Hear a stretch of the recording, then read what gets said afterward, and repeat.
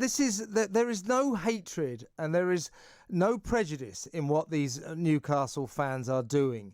They are not looking down on anyone. In fact, if anything, they are looking up at their wealthy new owners. They're having a laugh, and yet they are being accused of cultural appropriation, racism, offensiveness, and the Kick It Out group, a group that I usually rather approve of, are thinking of setting up equality and inclusion workshops to teach these Newcastle fans the error of their ways. Finding hatred, prejudice and racism where it isn't is a serious problem, isn't it?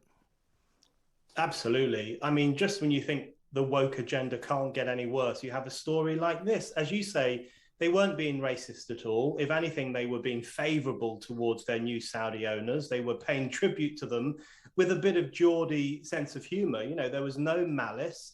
There was no racist intent. This wasn't about demeaning an ethnic minority or a foreign country. So the whole thing is completely cooked up. It's completely ridiculous.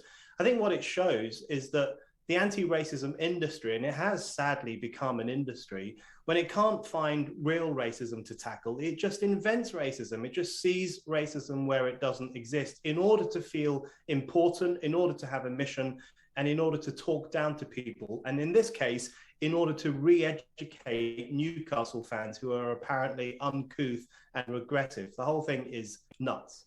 Yes, I mean, I watched the match on Saturday and I saw all the fans turning up for the game and in the crowd. And it was a joyous atmosphere, and the tea towels were just funny. That's all it is. Now, can you explain to me, Brendan, cultural appropriation, one of these invented terms, why, if I dress up as like a member of a different race or a different culture, why is that racist? You know, there are some old examples of dressing up as a different race or a different culture that all of us now recognize were a bit racist. You know, the kind of blackface in the old days and all that kind of stuff. But cultural appropriation, as it's referred to, is something completely different. Cultural appropriation is often just cultural mixing. You know, it's like young white kids wearing their hair in dreadlocks, or embracing black culture, or Beyonce wearing a sari. Beyonce once got stick for wearing a sari because apparently that was cultural appropriation too. So very often, when the woke set say that we can't culturally appropriate other things, what they really mean is stick to your own culture. White people have white culture, black people have black culture. Now, in my view, there's a word for that kind of ideology, which is racist. The idea that you just stick to your own race and don't mix with other people or learn from them or appreciate their culture, that, in my view, is racist. So one of the great ironies behind this campaign against cultural appropriation, it poses as anti-racist, but it pushes a very divisive and borderline racist idea. You know, this what's happened to the Newcastle fans. I mean, it is so po-faced and miserable, is it not? You know, that these people are just having a laugh. You know what the Geordies are like. They love a laugh, and they're not looking down on anyone. They're celebrating their new owners, and yet here they are in the dock, accused of being racist, cultural appropriation protagonists who must attend workshops to learn the error of their ways. What are they going to teach them at these workshops? Because if these fans have any sense, if they, I mean, if I know Newcastle fans, I don't think they're going to be going to this kind of workshop anytime soon. But say they did, could they not turn around and say, well, what the hell is it that we've done wrong? Exactly. That's the fundamental question here. And you're absolutely right.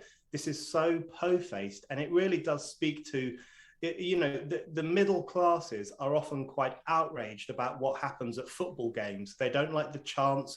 They don't like the sense of fun. They don't like the daring things that are said or the rude songs that are sung and the silly costumes that are worn. You know, there's often been this kind of middle class football fan, the new football Nick Hornby type, who rather look down their noses at traditional working class football fans. And football is traditionally a working class sport full of noisy, rowdy, mostly men who like to get their rocks off for 90 minutes a week. You know, where's the harm in that? So it's always been looked upon as a kind of underclass sport, a sport for lower people. And today, that takes the form of saying, well, they need to be re-educated about racism, about the right way of thinking, the right way of speaking. I think it's the old snobbery against football fans dressed up in new garb. That's what's going on here. But you're right, that if any Newcastle, I mean, maybe some Newcastle fans should go to these re-education camps that are apparently going to be opened, and just to go in and make fun and say, possibly wear their tea towels to them and say, what's the problem with this?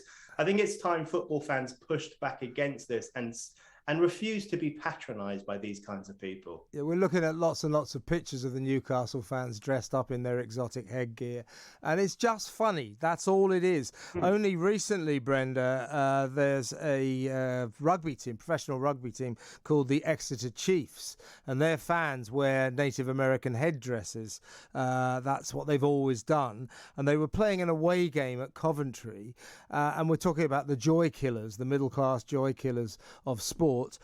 Coventry wrote to the rugby union to ask the Exeter Chiefs to get their fans to not wear their traditional headdress to the match because they feared that was racist. I mean, this nonsense has got to stop. It's joy killing, isn't it? Complete joy killing, and really frustrating that more people can't see what a crock of nonsense it really is. And the same thing actually happened at Glastonbury. Native headdresses were banned at Glastonbury, I think, a couple of years ago. But there's this, and it's happened on campuses too. There was a campus where one of the student restaurants were handing out free sombreros if you bought a taco or something, and apparently it's racist to wear a sombrero. And so this whole thing has become ridiculous. The truth of the matter is that when certain rugby fans wear the Native American headdress, they're not being racist. They're not making fun of Native American people. They're simply engaging in a form of dress, a form of expression of their own identity, their own sporting identity. That's all there is to it. And it's the same with Newcastle fans. But they're not being racist when they put on a tea towel. But there is a certain strata of society, and when it sees a large group of mostly working class people, they instantly think to themselves, they must be racist. And that's one of the ironies to all of this. We keep hearing about all the various isms, but we don't talk about classism. And I think a lot of the woke agenda is driven by a classist view that the lower orders have backward ideas and prejudiced ideas, and they need to be saved by people like us. So it's that kind of prejudice I think we need to be tackling, really. I hope the Newcastle fans carry on with their tea towel wearing, because I think it's a bit of fun, and death to the joy killers, I say. Well, not literally death, but you know what I mean. Brendan, always a pleasure to talk. Thank you so much. Brendan ONeill, Spiked Online's chief political writer.